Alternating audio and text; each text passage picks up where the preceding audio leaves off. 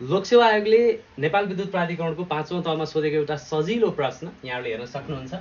एकजना पसलेले कुनै सामान रु 600 मा खरिद गरेर रु 480 मा बिक्री गर्यो भने नोक्सान प्रतिशत पत्ता लगाउनुहोस् भनेको छ।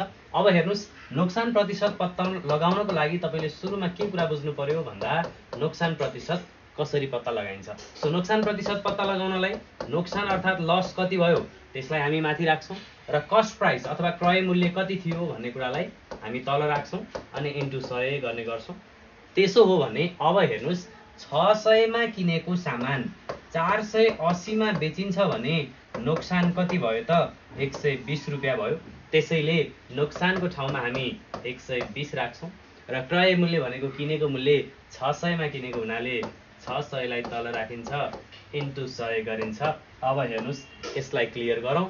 दुईटा 0 क्यान्सिल, 6 ले 12 लाई 2 पटक 0 को 0, हाम्रो एन्सर 20% आउनुपर्छ। अप्सन नम्बर डी हाम्रो करेक्ट एन्सर बन्छ।